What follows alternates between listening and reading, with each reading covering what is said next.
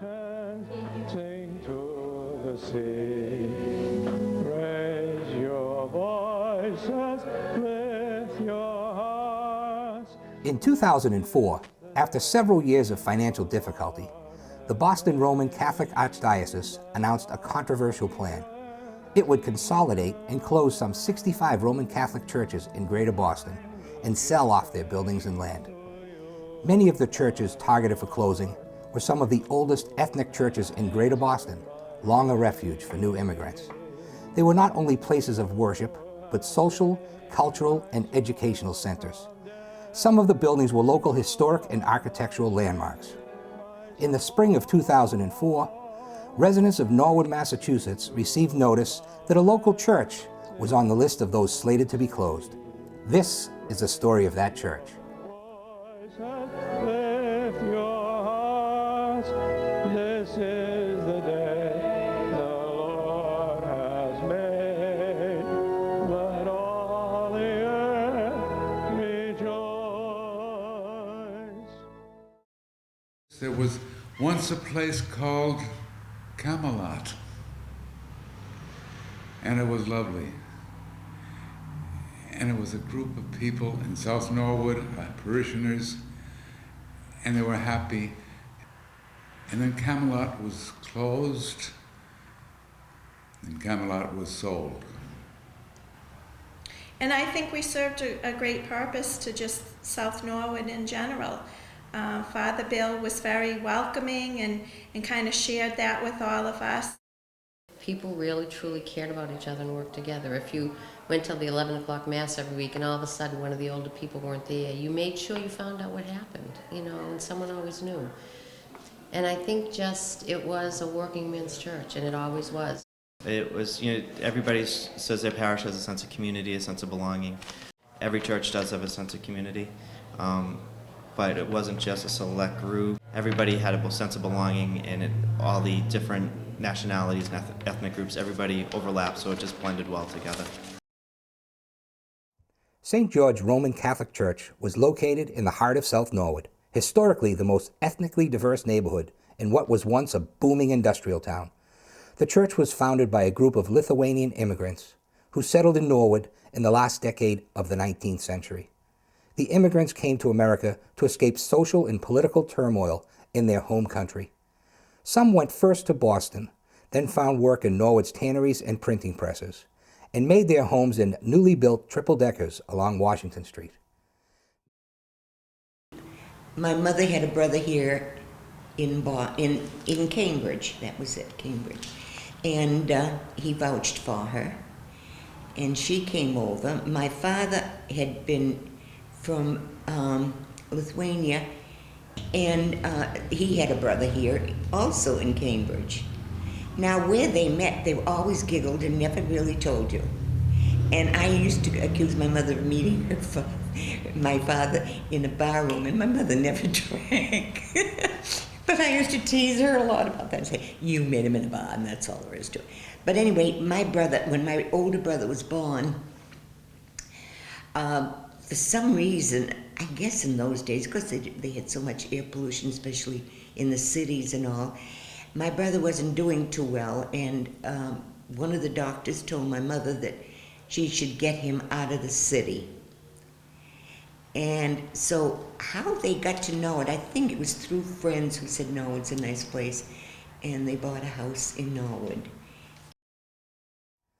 Many of the Lithuanians who came to Norwood were Roman Catholic. In 1910, they formed the St. George Mutual Benefit Society. 2 years later, members met to discuss founding their own church. Each of 17 original members contributed $1 towards buying a parcel of land on what is now St. James Avenue. Building began, and the first Mass at St. George Roman Catholic Church was held on December 19th, 1915. 3 generations later, some of those same families remained active in the church. I was the cantor at the 4 o'clock Mass at St. George's for 18 years, 8 months and 1 week. My husband's family was one of the original families at St. George's. His grandparents helped build the church and during World War I. And I guess that being the cantor at St. George's was the most meaningful musical experience of my life. It was the most wonderful parish to sing for. I really could feel the love of the people for the church and for their faith when they would sing, and I enjoyed it so much. And I really miss being there and singing for the people and mostly with the people. And I have to say that since they closed the church, I haven't really been able to sing anywhere else. For more than 90 years, St. George's served the changing South Norwood neighborhood. In addition to Lithuanian and English, the church offered Mass in Polish and then later Portuguese. Christmas pageants, cultural celebrations, and community service projects became a part of parish life. Most recently, under the leadership of the Reverend William Wolkovich, affectionately known as Father Bill, St. George's reached out into the community to welcome new generations of parishioners. My name is Lillian Matowska. I come from South Norwood, Mass. I got to put that in, South Norwood, Mass. Okay. This is the story of my godson. His name is Robbie Crowley.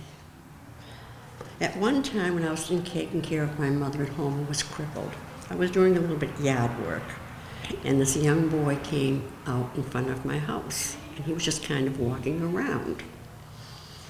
And I said hello to him, and I asked if he would like some ice cream, and he said yes. So then he began to come around my home almost every day and stay there 4, 5, 6 hours. He'd sit down and have lunch with me and my mother. Then one day, as time went by, he asked me to go to if he can go to church with him. And I told him he would have to ask his mother. He ran back and told me his mother said he can come to church with me. So I was taking him to church every Sunday, Mass. And time went on. Then one afternoon he was up the house kind of having his hands behind his back and shuffling his feet. And he said, I have something to ask you. And I said, what is it, Robbie? Don't be afraid to ask me.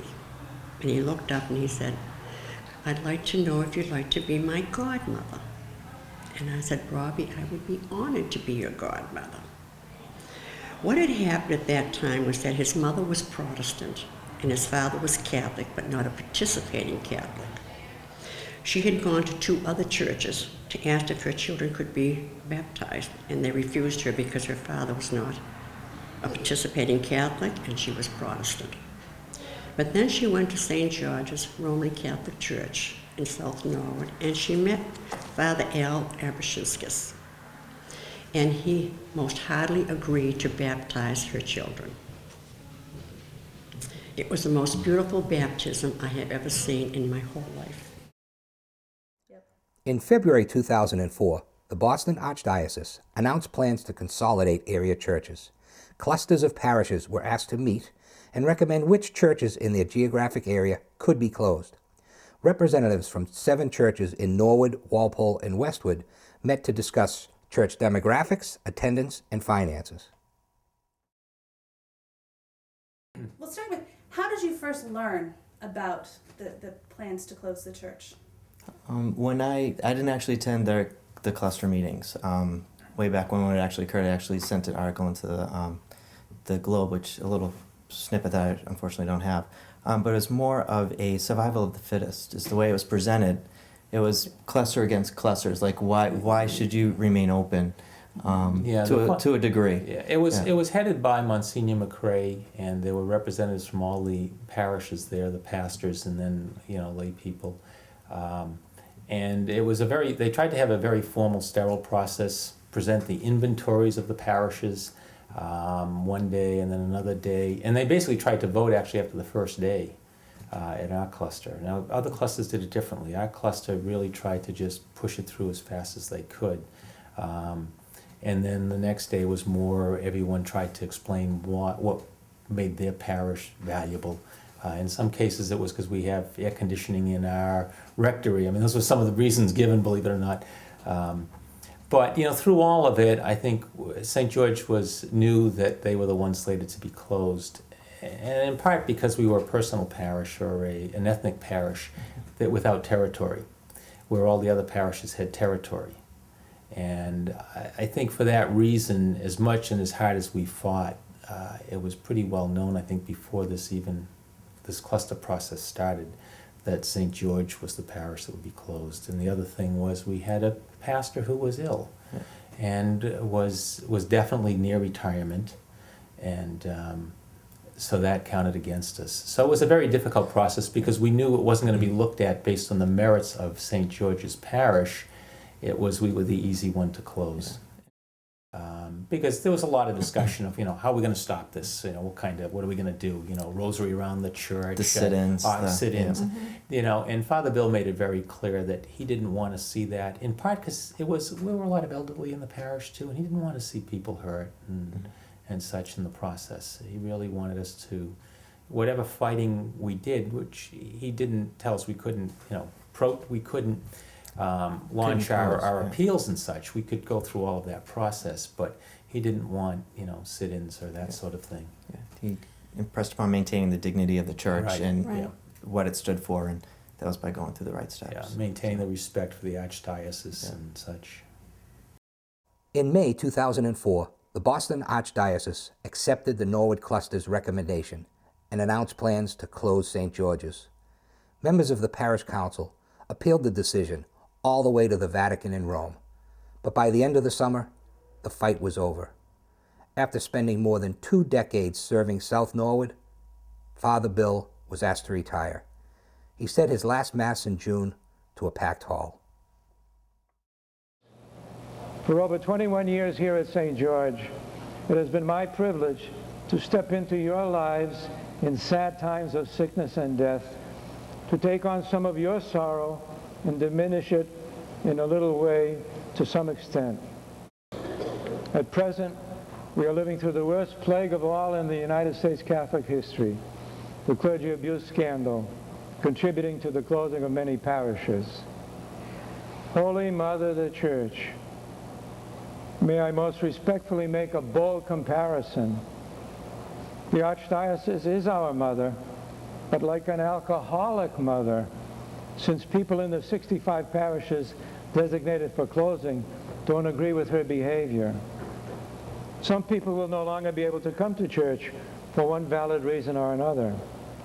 Others are so hurt that they may simply decide to stay away. Some may be inclined to join another religion, searching for another mother. Still others may decide in a positive twist to infuse their parish family spirit of warmth and devotion to our alcoholic mother in whatever parish they find comfort and welcome.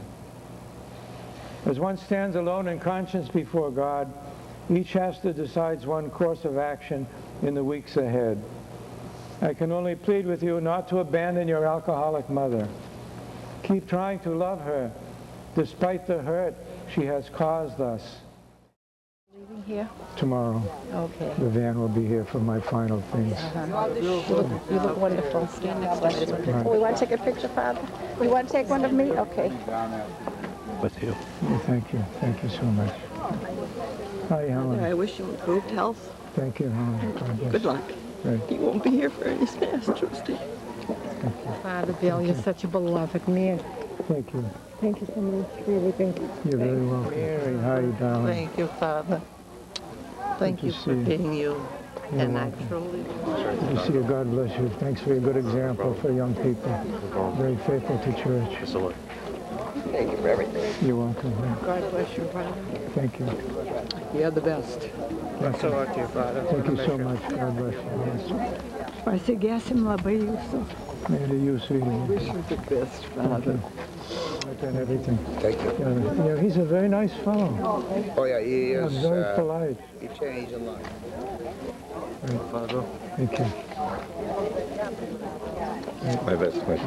How are the bride and groom doing? Oh, we're doing fine, Good thank for you. Kathy is leaving, Father. Thank you. And good health. Thank you. And you too.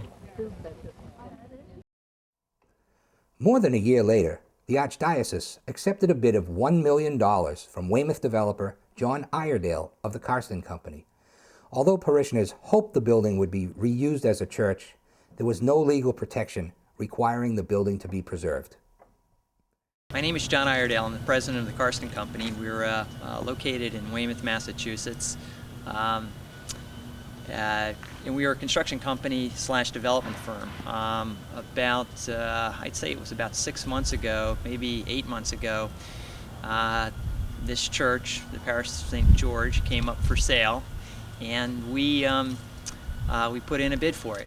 And we had originally come down here and fallen in love with the place and said it's just a wonderful little enclave in a residential area, and we thought it would be a wonderful place.